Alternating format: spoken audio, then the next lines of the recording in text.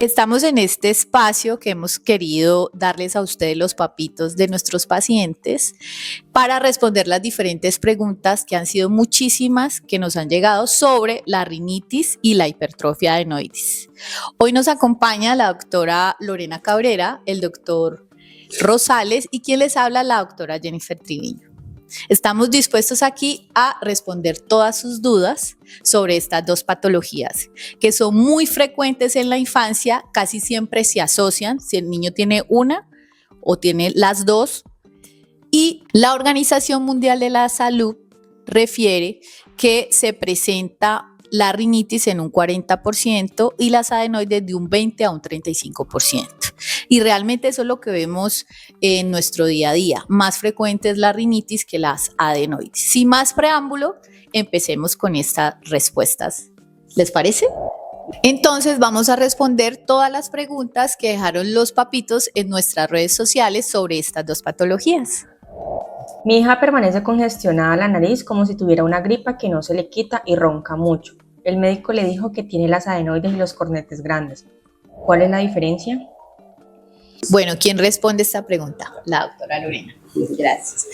Bueno, los cornetes son unos tejidos que están dentro de la nariz cubiertos de mucosa y tienen tres funciones principales: humidificar el aire, filtrar el aire y calentar ese aire que pasa por la nariz antes que llegue a los pulmones. Cuando se crece es cuando nosotros hablamos de hipertrofia de cornetes, que dan los síntomas de la rinitis. Las adenoides, ¿qué son? Unos tejidos también que quedan mucho más atrás de la nariz, en la parte de la nasofaringe superior, y tiene una función protectora, tiene que atrapar virus y bacterias para que no ingresen al cuerpo. Los dos tienen función protectora, pero cuando se crecen obstruyen el paso del aire. Esa es la hipertrofia de adenoides. Gracias, doctora Lorena. Entonces las adenoides y los cornetes en realidad tienen las funciones protectoras, pero cuando se inflama es que causan problemas, ¿verdad? Nos pregunta la mamá de Federico, además de la congestión y el ronquido, ¿qué otros síntomas dan por la rinitis y las adenoides crecidas? Dale. Esos son los dos síntomas más comunes, el ronquido y la congestión nasal, pero hay muchos. Voy a tratarlos de unificar para que ustedes entiendan mejor. Puede generar obstrucción nasal, puede generar respiración ruidosa, apneas. Las apneas es más común de las adenoides y es uno de los síntomas que son, digamos, más complicados. También genera facies adenoideas, que se caracteriza porque el niño tiene una carita larga, mantiene con la boquita abierta y el labio superior se esconde. Puede presentar ojo rojo, dolor de cabeza, mareos, trastornos del sueño. Este es más característico de los dos, tanto de rinitis como adenoides. También puede presentar picor o prurito nasal de ojos y hasta de nariz, que es más característico de la rinitis. Y también puede tener voz nasal, que las mamás a veces dicen que el niño habla como gangoncito. Esa también es característica de las dos. No sé si haya otro síntoma que podamos... Mocos. Sí, mantienen mocositos. Voz nasal. Sí, ese ya lo dijimos. Las otitis recurrentes también. ¿Por qué se dan? Es más característico de la hipertrofia adenoides porque este tejido obstruye la trompa de Eustaquio y pues favorece para que el niño haga otitis recurrentes. Yo creería que ahí ya están resumidos los síntomas. ¿Con qué seguimos? Gracias, doctora Jennifer. O sea que si presenta esos síntomas se debe consultar al pediatra para investigar si tiene estos diagnósticos. Y con respecto al diagnóstico nos pregunta la mamá de Sofía. Mi hija tiene 1 año y siempre ha roncado y no le han mandado ningún examen. Entonces, ¿cómo hacen el diagnóstico? ¿Quién responde esa? El doctor Rosales. De pronto, para complementar la pregunta que le hicieron a la doctora Jenny, también las adenoides tienen ciertas bacterias que no son usuales en la nasofaringe y coincide con infecciones recurrentes de los oídos, aparte del fenómeno obstructivo que pueden causar. Muy bien, una niña que está roncando al año puede ser hipertrofia de adenoides. De hecho, hemos visto niños de 5 meses operados de adenoides, de 7 meses, de 1 año. Algunos tuvimos 2 veces en el primer año operado de adenoides. la mayor parte de las congestiones nasales, independientemente de la adenoides, no son rinitis alérgica, sino rinosinusitis crónica. Y la rinosinusitis crónica puede tener una parte infecciosa, viral, bacteriana, pero otra parte es inflamatoria, simplemente por reflujo o por transferencia de la inflamación hacia el intestino. Algunas veces sí es rinitis alérgica. Entonces, si el niño empieza a estornudar, a congestionarse, como dicen algunas mamás, desde bebé hace un ruido como si fuera un cerdito o nació roncando, eso lo más posible es que sea una rinitis no alérgica, que con el tiempo se va complicando y en la medida que la mucosa persiste inflamada indefinidamente, en algún momento ya se puede hacer una rinitis alérgica, porque una mucosa nasal inflamada crónicamente es permeable y su sistema inmune responde en algún momento a una partícula ambiental. Ahí ya se convertiría en una rinitis alérgica. Por lo general, nosotros en primera infancia no hacemos pruebas de alergia porque la mayor parte, al menos esa es nuestra experiencia, responden con tratamiento médico sin hacer inmunoterapia o algo contra los ácaros. No sé si las compañeras quieren... O sea, el diagnóstico es básicamente clínico. ¿Y usted cuándo haría la radiografía, doc? La radiografía de Cabun, que es la que más mandan.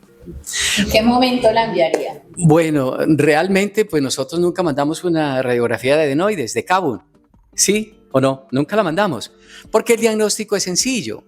Pues en lo primero que uno piensa en un niño que está roncando es en una hipertrofia de adenoides.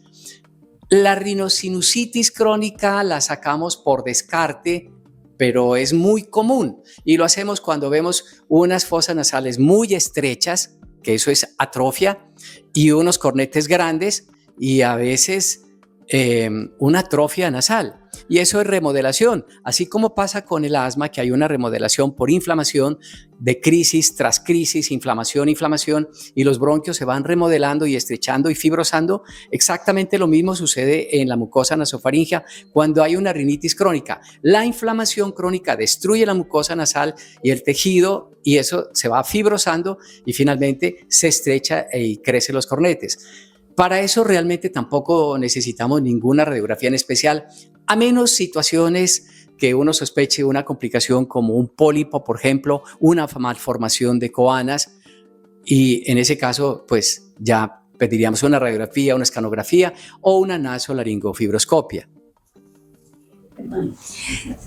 Yo creo que nosotros no la pedimos, ¿no? Pero en términos generales, cuando la piden en otros contextos, en otros sitios, cuando los papás insisten en que quieren tener la confirmación del diagnóstico o el médico es el que quiere ver el grado de obstrucción, cuando en realidad eso no va a cambiar en sí el tratamiento, ¿no? Entonces, pues por eso no la pedimos. Sí, y prácticamente da lo mismo que nos reporten 70, 80, 90%. De hecho, hemos tenido muchos niños que nos llegan con la radiografía del 100% y han salido adelante. Valorar con exactitud si realmente a veces en términos medios, por ejemplo, 50, 60, 70% puede ser difícil. A veces más importante es la rinosinusitis crónica, no alérgica, por supuesto, que la misma adenoides. Y en ese caso, pues no nos ayudaría una radiografía de un cabo faríngeo. Yo creería, para resumir, que lo más importante para nosotros es la clínica. Ese es el pilar que nos lleva por el camino correcto para hacer este diagnóstico. Bueno, continuemos. Gracias, doctor. Con respecto al diagnóstico, tenemos otra pregunta. Dice el padre de Mariana: nuestra hija estaba tan obstruida que incluso hacía pausas donde se quedaba sin respirar. Nos dijeron que teníamos que hacerles varios exámenes para confirmar si tenía apnea, pero nos da miedo someterlas a procedimientos. ¿Nos puede explicar en qué consisten? Lore. Gracias. Bueno, las apneas, como dice el papá de Mariana, son esas pausas que hacen los niños cuando están durmiendo y se quedan sin respiración. Entonces no les entra aire ni por la nariz ni por la boca y se quedan en suspenso.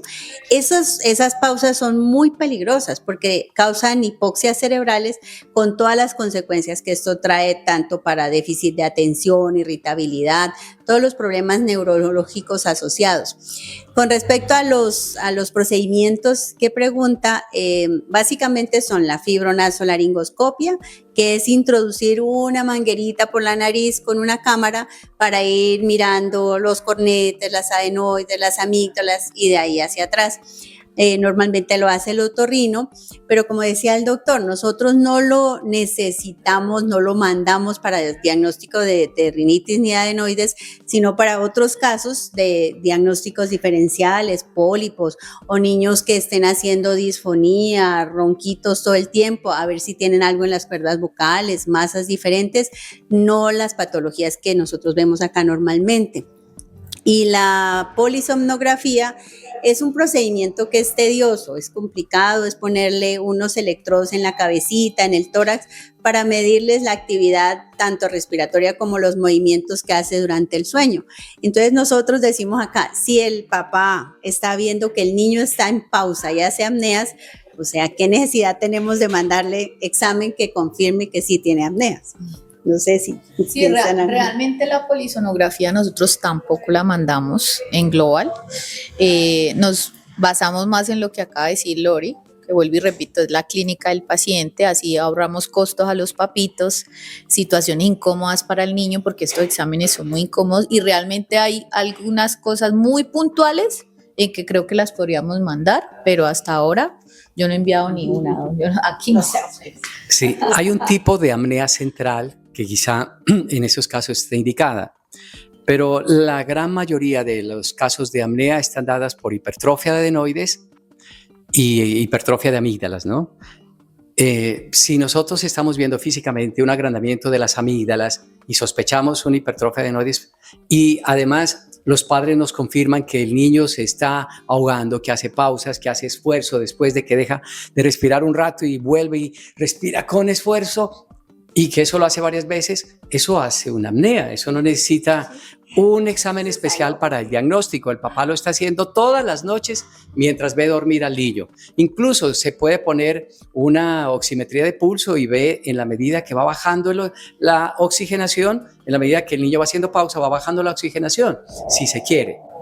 Pero es muy importante, papitos, que tengan este síntoma como en bandera roja, porque es como el síntoma que nos depara como más complicación en la hipertrofia de adenoides, como lo decía mi compañera Lorena.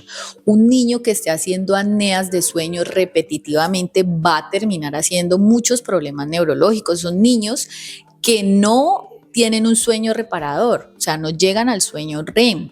Realmente se levantan cansados, como no hay buena oxigenación cerebral.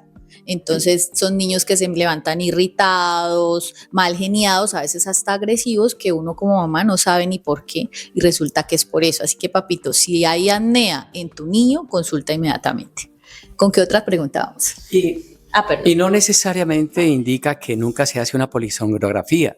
Si el niño no tiene unas amígdalas normales y hace tratado de adenoides y en la radiografía muestra que tiene una adenoides normal y el niño sigue haciendo apneas, ese niño sí se tiene que hacer una polisomnografía, ¿sí? Claro. O sea, hay casos de casos. Escenarios. Sí, señor. Continuemos. Gracias, doctora. Creo que ya conocemos todos los síntomas y los exámenes para hacer un diagnóstico. Pregunta la mamá de Salomé. He visto en sus videos que dicen que el intestino tiene que ver con la parte respiratoria. ¿Podrían explicarme el por qué? Bueno, esa la voy a responder yo. Y qué buena pregunta. Gracias, mamá de Salomé. Bueno, el intestino tiene que ver con todo. Y eso es característico de nuestro método de Global. Nosotros analizamos a los niños como un todo y sabemos que si el intestino falla, probablemente van a empezar a fallar otros órganos. En el caso puntual de las enfermedades respiratorias altas, que estamos hablando de la rinitis y la hipertrofia de adenoides, pasan varias cositas, mamita. La primera es que si el niño tiene una disbiosis intestinal, que quiere decir que las bacterias buenas del intestino se vuelven malas, esto va a afectar la inmunidad del niño. Entonces esto va a favorecer para que el niño se enferme más. Lo cojan virus tras de virus tras de virus y sabemos que esto a su vez inflama el tejido adenoideo y le va a tapar más de la naricita. La segunda es un reflujo oculto, pasa desapercibido.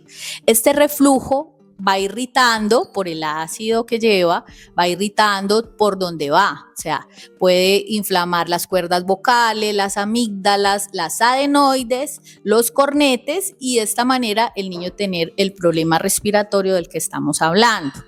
Y también hay otro efecto que se llama el efecto Homey, que es que si se inflama una mucosa, en este caso la mucosa intestinal, se pueden inflamar otras mucosas.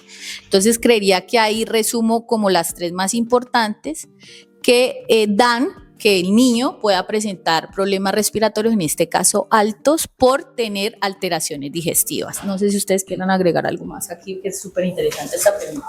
Es importante aclarar con los padres que no necesariamente el niño tiene que tener una enfermedad intestinal, ¿no? En el marco clínico convencional, como una gastritis, un síndrome de intestino irritable.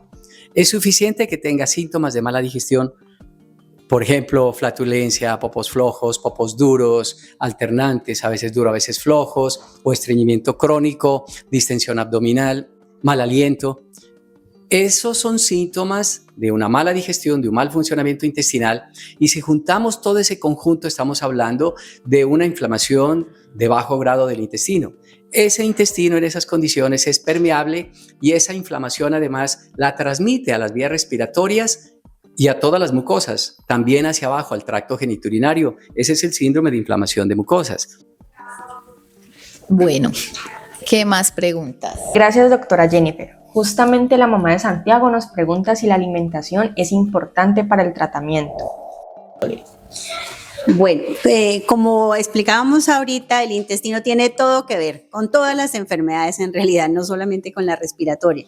En el intestino tenemos una membranita que son unas células que tienen que estar así muy pegaditas para hacer el efecto de barrera, para que todo lo que está en el popó no se nos meta al resto del cuerpo lo que no necesitamos. Entonces, cuando se inflaman esas células, empiezan a abrir espacios y yo siempre lo explico como si esto fuera una barrera del fútbol y por donde hay un hueco, por ahí nos meten gol. Entonces entran las toxinas, entran los microorganismos, entran los alimentos alergénicos al resto del cuerpo, pasa la sangre y se desencadena una reacción exagerada que puede dar esa mala absorción de nutrientes, desencadenar las alergias, tiene todo que ver con el sistema nervioso central y con el déficit de atención, la irritabilidad, el autismo. Entonces, ¿cuál es la función nuestra? Aquí como pediatras integrativos hacemos una visión global, sistémica. Nuestra función, a diferencia de lo que vemos cuando estamos por fuera, que el paciente está fragmentado en subespecialidades, nosotros hacemos un interrogatorio detallado, minucioso, personalizado, buscando esas cosas que decía el doctor que a veces pasan desapercibidas porque no son enfermedades como tal, el estreñimiento y todo bien florido, sino que es a veces una cosa, a veces las presenta, a veces no. Entonces pasan desapercibidas. Cuando nosotros tenemos esa inflamación, en el método global lo que hacemos es restaurar esa membrana para que otra vez estén esas células bien unidas, otra vez sirva de protección, que sea una barrera. Entonces la mayoría de médicos, pediatras, incluso los papás, ya creo que todos hemos tomado conciencia en evitar los ultraprocesados, los embutidos, el dulce que es tan adictivo.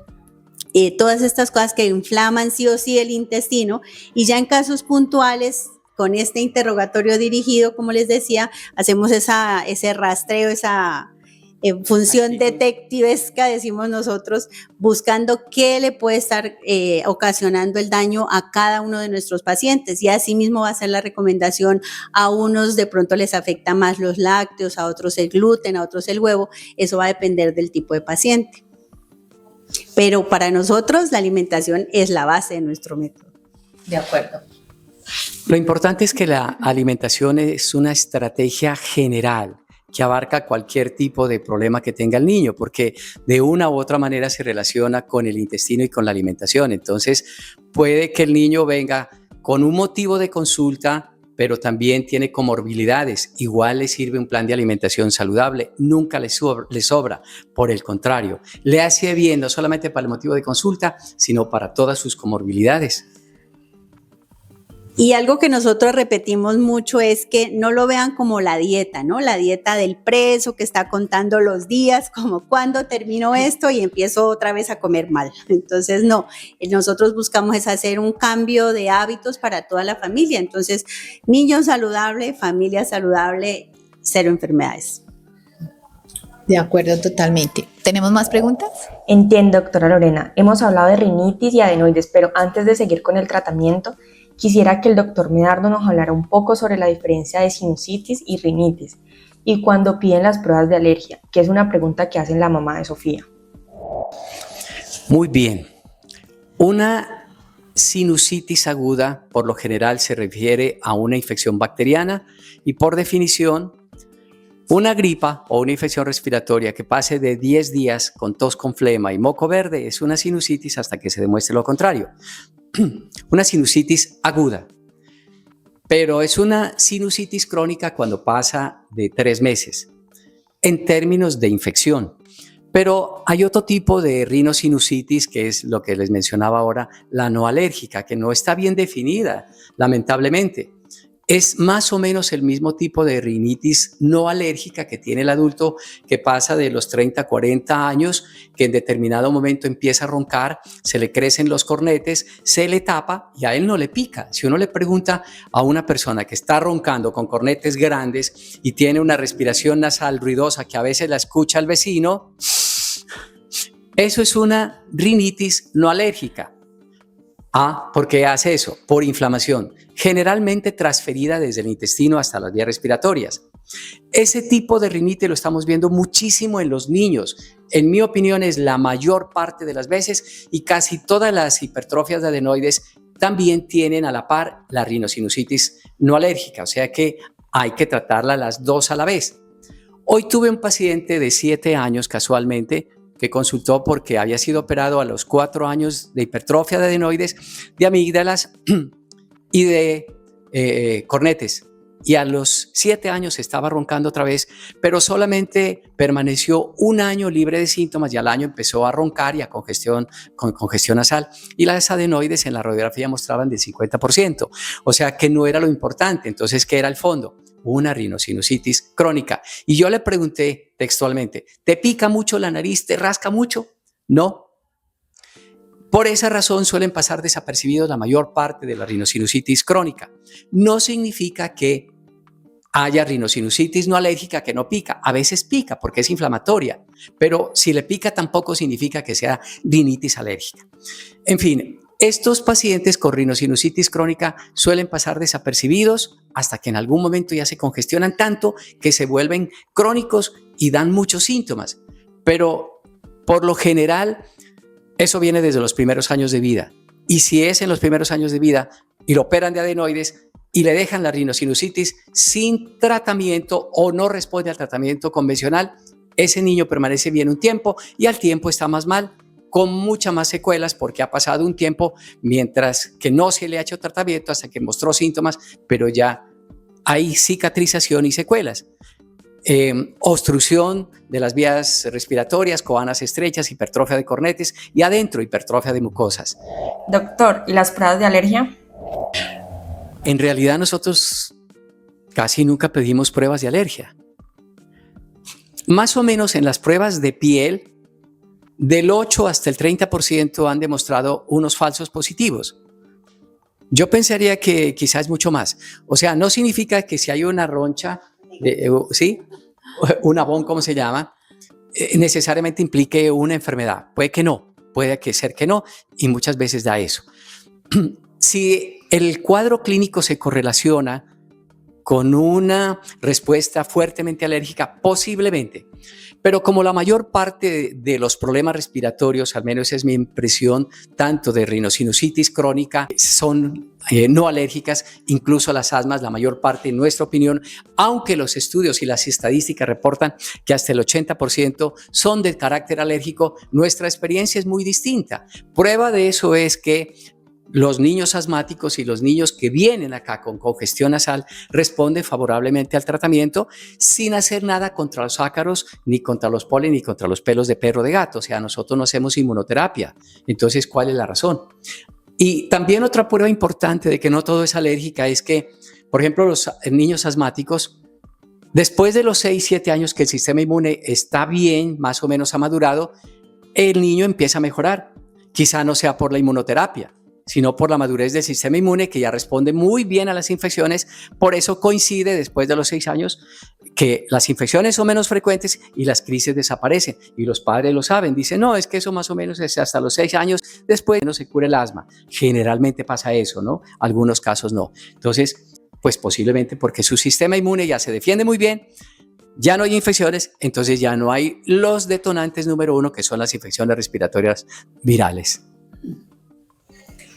Y yo diría, Doc, que a más chiquito sea el niño, o sea, a menos edad, esas pruebas de alergia son menos sensibles, o sea, más inespecífica, más falsos negativos. Yo he tenido mamás que dicen, el niño tiene alergia a la piña, tiene alergia al huevo porque se brotan, pero van y le hacen pruebas de alergia que los papás no identifican cuándo le han hecho solo a los aeroalergenos o cuándo sí le han hecho completo alimentos. Entonces dice, las pruebas fueron negativas, pero mamá, si se está brotando porque tú lo estás viendo, es más importante la clínica que lo que diga la prueba de alergia, y eso es por la poca sensibilidad a tan pequeñitos, o sea, niños por debajo de los 3 años, en realidad las pruebas dan muchos falsos negativos. De acuerdo. Y otra cosa importante, ¿sí? Para que haya una respuesta alérgica, por ejemplo, a los ácaros, a los pelos de gato, pelos de perro, se tiene que haber pasado un tiempo de manera indefinida la mucosa nasal o nasofaringea inflamada crónicamente. En esas condiciones, después de tanto tiempo, inflamación, claro, ya puede haber una respuesta a una partícula ambiental. La última definición de alergia es una respuesta inmune contra una partícula ambiental que normalmente es inofensiva. Nosotros evolucionamos siendo compañeros de los ácaros, de los pelos de gato, de los pelos de perro, y nunca fueron problemas en la vida real. Bueno, de un tiempo acá se volvieron enemigos, pero es porque nuestras mucosas están inflamadas y en esas condiciones podemos responder a ciertas partículas altamente inmunogénicas o alergénicas. Pero realmente la culpa no la tienen los ácaros, la tienen nuestras mucosas crónicamente inflamadas. Listo. ¿Qué otra pregunta por ahí? Gracias, doctor. Nos dice la mamá de Diego, ¿qué debo hacer si mi hijo tiene rinitis y las pruebas de alergia fueron negativas, pero noto que le da más síntomas por el frío? Bueno, muchos padres de familia piensan que el frío es causa de alergia y realmente no es. Sucede lo mismo que con el cloro de las piscinas, tampoco lo es. Ciertamente, cuando un niño está inflamadito la nasofaringe, sea rinitis alérgica o no alérgica, responde ante ciertos factores ambientales como el frío, como el viento, el cloro de las piscinas, pero eso no significa que sea necesariamente alérgico. O sea, no es la causa, pero puede ser el desencadenante. Sí, es lo mismo que cuando una persona está gripada, congestionada, y entra a un cuarto donde hay aire acondicionado e inmediatamente empieza a estornudar. Eso no es alergia, es la sensibilidad al frío porque su mucosa está inflamada. O empieza a toser también, ¿no? Muchas gracias, doctor Medardo. Con respecto al tratamiento, nos pregunta la mamá de Samantha, ¿cómo es el tratamiento de Global? ¿Cuánto dura y qué sigue después de eso? Bueno, el tratamiento de nosotros para estas dos patologías, la rinitis y la hipertrofia adenoides, consiste en medicamentos homeopáticos que no tienen efectos colaterales y que su acción es muy rápida. Es un tratamiento básicamente local de aplicarse con unos spray y ese dura un mes. Y obviamente también va asociado a la parte nutricional, que como lo hemos dicho en todo nuestro conversatorio, es supremamente importante para nosotros. Es como una llave, tanto la parte nutricional como nuestros medicamentos homeopáticos. Al mes volvemos a reevaluar al niño. Si quedan algunos síntomas, tenemos que mirar cómo va la parte de la alimentación, porque si hay fallas en la alimentación, probablemente por ahí es por lo que persiste esos síntomas. Y a veces tenemos que asociar un tiempo más, generalmente es de 8 a 15 días, otros medicamentos. Pero generalmente a los 10 días nuestros pacientes ya han mejorado y han tenido una respuesta muy favorable. Yo diría que nosotros en la consulta nos tomamos el tiempo de concientizar a los papás, uno, y de empoderarlos, ¿no? Porque finalmente ellos van a ser los responsables de que el tratamiento dé sus frutos. Como decíamos, esa reprogramación nutricional, como nosotros decimos, tiene que ser en familia para que se vean sus frutos. Sí, de hecho, esa es una de nuestros pilares del método global, la parte educativa a nivel familiar, porque sabemos que es muy importante que todos hablen el mismo idioma para que el niño se beneficie en todo lo que no solo el niño, sino toda la familia se beneficie en lo que nosotros buscamos, que finalmente es la curación. ¿Listo? ¿Tenemos alguna otra pregunta? Muchas gracias, doctora Jennifer. Por último, dice la mamá Daniel, ¿cuáles son los problemas o las consecuencias de no tratar a tiempo la hipertrofia de adenoides y cuándo se indica la cirugía? Realmente la hipertrofia de la glándula adenoides tiene que ser tratada de inmediato. Diagnóstico hecho, problema tratado. Así tiene que ser. Es más, ni siquiera debe empezar a comprobar una hipertrofia de la glándula adenoides. Tiene que ser tratada solamente con el ronquido. Niño que ronca tiene que ser tratado. No podemos esperar. Eso es lesión múltiple. Las secuelas a corto, mediano y largo plazo de un retardo en el tratamiento de la hipertrofia de las adenoides son retardo en el crecimiento, problemas de aprendizaje, coincide con un coeficiente intelectual menor o un menor desempeño intelectual de los 15 años en adelante. Tiene problemas del desarrollo neurológico, por ejemplo, TDAH, eso ya está descrito en la literatura. Hay daño neurológico. Entonces, por favor, eso tiene que ser inmediato. Yo no concibo, y me parece que eso de alguna manera es un abandono, un niño que esté roncando y haciendo apneas, y entre interconsulta con pediatría, con otorrino, con anestesia y programación para la cirugía y otros exámenes que son fibronasolaringoscopia y polisonografía, perfectamente se le puede ir a un niño esperando con apneas 6-8 meses. Eso es injusto. La mayor parte de los casos virtuales son precisamente por apneas, porque los padres desesperados que no le dan solución las instituciones, porque de eso depende, nos buscan en las redes y nos encuentran, y afortunadamente hemos podido solucionar creo que casi todos los casos de apneas virtualmente. Y las otras complicaciones a nivel local, diría yo, como decía la doctora Jennifer, esa facies adenoidea, que es la deformidad que se le hace con la naricita respingadita, con el labio levantado, se le cae la mandíbula, protruyen los dientes, o sea, le cambia la carita, se deforma la carita si no hacemos algo. Y a nivel local tenemos complicaciones también como la sinusitis, que es la acumulación del moquito ahí alrededor, las otitis recurrentes, y cuando hablamos de cuáles son las causas de la cirugía o cuándo está indicada la cirugía, precisamente una es esa apnea severa que no mejora con el tratamiento, otra que tenga infecciones recurrentes todo el tiempo enfermo y esté afectando la audición, por ejemplo, esa sería causa de cirugía también. Un problema grave de la rinosinusitis crónica, grave, es atrofia nasal que no se puede recuperar. Estos niños a veces quedan sin posibilidad de respirar de manera fácil por su nariz por el resto de la vida. Eso se llama disfunción nasofaringea, porque afecta toda la nasofaringe. La nasofaringe es una caverna con varias cavernitas chiquitas que son los senos paranasales y los oídos. Pues resulta que la rinosinusitis crónica inflama toda la nasofaringe. Entonces, estos niños, más temprano que tarde, por lo general de la adolescencia en adelante, y a veces en la niñez, empiezan a tener dolor de oído, oído tapado, mareos, migrañas y pues imposibilidad para dormir de manera crónica. Esos niños no pueden dormir nunca bien porque su nariz no les funciona, tienen que dormir con la boca abierta. Muchos de ellos terminan con CPAP tempranamente en la vida. Eso es un problema bastante serio. Por eso, papá, mamá, las recomendaciones para esto: si tu niño se congestiona su nariz, estornuda, se le tapa, no puede respirar, ves que ronca, duerme con la boca abierta, ese niño tiene que ser evaluado de inmediato y ser tratado de inmediato, porque cuanto más demores, muchas más secuelas. Bueno, ¿hay más preguntas? Listo, entonces damos por terminado este espacio tan maravilloso que hemos abierto para ustedes y esperamos que sigan haciendo preguntas de diferentes temas en salud infantil en nuestras redes. Muchas gracias.